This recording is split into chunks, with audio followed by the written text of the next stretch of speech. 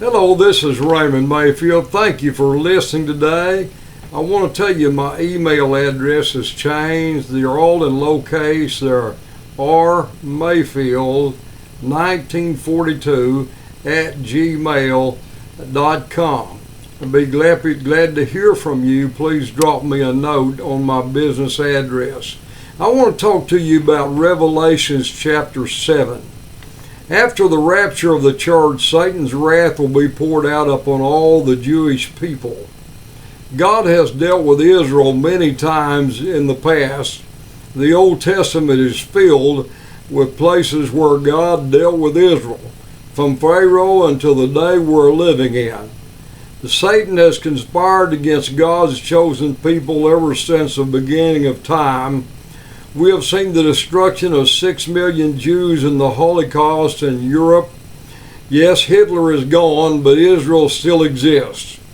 In this chapter, we have the sealing of the 144,000 Jews. There are going to be 12,000 from each tribe in Israel. There are 12 tribes in Israel, so that equals 144,000, and that's found in Revelation 3 and verse number 8.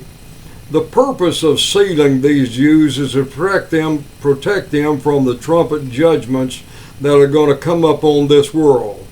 There are going to be witnesses and there are going to be evangelists during the tribulation period.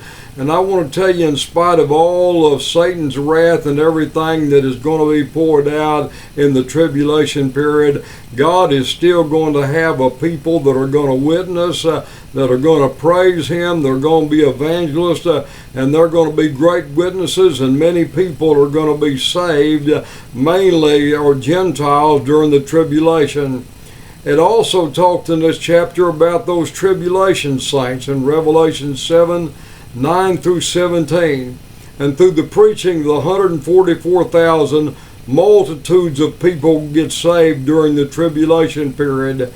This makes up the final company of the redeemed, because they do not have the protection of the 144,000 Jewish people that have been sealed. The 144,000, they're going to be martyred, but they're going to be seen in heaven. Since we see them in heaven, we know they have been raptured near the close of the tribulation period.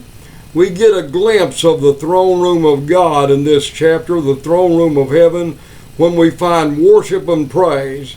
Friends, there's going to be a happy scene in heaven. Revelation 7:9 through 17. And you ask me today, who are those tribulation saints? They are they which have washed their garments and have come out of the great tribulation period. Maybe they hadn't got enough to get into heaven, but because they have not participated in the first rapture, they got a second chance, and they washed their garments and had to give their heads for the cause of Christ, but they're seen in heaven as martyred saints. Thank you so much for listening to the broadcast today. This is Raymond Mayfield. I'll talk to you again real soon.